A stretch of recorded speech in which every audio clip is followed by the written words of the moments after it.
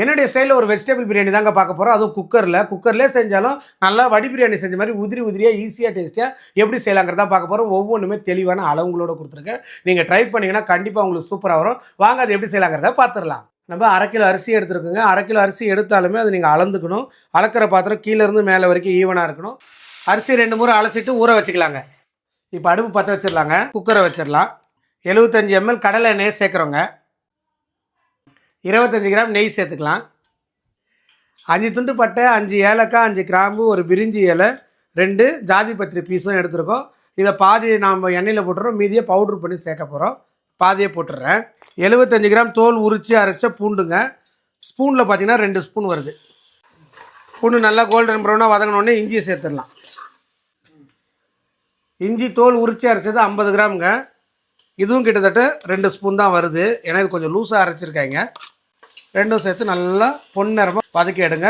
இப்போயே உங்களுக்கு ஒரு பிரியாணி வாசனை நல்லா வர ஆரம்பிச்சிடும். இப்போ மிளகாத்தூளை சேர்த்துக்கலாம். 1/2 கிலோவுக்கு 5 கிராம். இப்போ எண்ணெய்க்கு ஒரு நல்ல கலர் கிடச்சிரும். 25 கிராம் கல் உப்பு சேர்த்துடலாம். 1/2 கிலோவுக்கு 25 கிராம் கரெக்டாக இருக்கும். 150 வெங்காயம், 150 தக்காளி, 20 கிராம் மல்லி புதினாவை இப்போ நம்ம சேர்த்துடலாம். வெஜிடபிள் பிரியாணிக்கு கொஞ்சம் கூட தான் சேர்க்கணும். நல்லா ஒரு 3/4 பதத்துக்கு இது வதங்கி வரணுங்க. இந்த மாதிரி வந்தோடனே 1/4 கிலோ அளவுக்கு எல்லா காய்கறியும் சேர்த்து பட்டாணி, உருளைக்கிழங்கு, கேரட், பீன்ஸ் கொஞ்சம் நிறைய போடுங்க, நல்லாயிருக்கும். இப்போ இது சேர்த்துருவோம். இந்த ஸ்டேஜில் ஒரு 50 கிராம் தயிரை சேர்த்துடலாம். போட்டு நல்லா மிக்ஸ் பண்ணிக்கணும். ஒரு 5 கிராம் பச்சை மிளகா, ஒரு 3 பீஸுன்னு வச்சுங்க.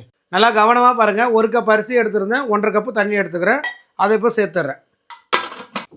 ஒரு விசில் வரட்டும். ஒரு விசில் வந்தோடனே ஆஃப் பண்ணிடலாங்க. ப்ரெஷர் வர வரைக்கும் அதை அப்படியே விட்டுடலாம். இப்போ நல்லா ப்ரெஷர் வந்துருச்சுங்க. ஓப்பன் பண்ணிக்கலாம். திரும்ப அடுப்பு பற்ற வச்சுக்கலாங்க. ஒரு சின்ன சைஸ் லெமனை சேர்க்க போகிறோம், விதை இல்லாமல். முதல்ல எடுத்து வச்சோம்னா பட்டை, கிராம்பு, ஏலக்காய், அதை பவுட்ரு பண்ணி சேர்த்துறோம். நல்லா சுத்தமாக தண்ணி வடிச்சிட்டோம். இதை எடுத்து இப்போ இதில் சேர்த்துறோம். ஒரே ஒரு மிக்ஸ் பண்ணிடலாம். இந்த ஸ்டேஜில் உப்பு காரம் செக் பண்ணிவிடுங்க. எல்லாமே கரெக்டாக இருக்குது. ஏன்னா நம்ம எல்லாம் அளந்து போட்டிருக்கோம். மறுபடியும் ஒரு விசில் வந்தால் போதும். ஒரு விசில் வந்தோடனே அடுப்பு அணைச்சிடலாம். ப்ரெஷர் வர வரைக்கும் வெயிட் பண்ண. இப்போ ஓப்பன் பண்ணிக்கலாம். பார்த்தீங்களா? இதில் முக்கியமான 2-3 டிப்ஸு சொல்கிறேன், கவனிங்க. கரண்டியை போட்டு நோண்டக்கூடாது, சரியா? ஒரு ஸ்பூன் நெய் விட்டுக்கலாம். இந்த மாதிரி ஏதாச்சும் ஒரு அகலமான பாத்திரம் எடுத்துங்க. குக்கரில் கரண்டியே போடல நான். இப்போது சாப்பாடு இதில் மாத்திரம் பாருங்கள். அடியும் பிடிக்காது. கரெக்டாக தண்ணி அளவெல்லாம் ஃபாலோ பண்ணிங்கன்னா அடியும் பிடிக்காது. இதுக்குள்ள ஒரு 5 நிமிஷத்துக்கு கரண்டியை போடாதீங்க, இது ரொம்ப முக்கியம். ஒரு 5 நிமிஷம் ஆகிடுச்சு. இப்போ நிதானமாக மிக்ஸ் பண்ணி விடுங்க. சாப்பாடு நல்லா உதிரியாக நல்லா வந்துடும். சுட சுட வெஜிடபிள் பிரியாணி, சில்லுன்னு தயிர் பச்சடி. சூப்பராக இருக்குங்க. கண்டிப்பாக எல்லோரும் அளவுங்களை ட்ரை பண்ணி பண்ணுங்கள். கண்டிப்பாக உங்களுக்கும் நல்லா வரும். நெக்ஸ்ட் ஒரு நல்ல வீடியோவில்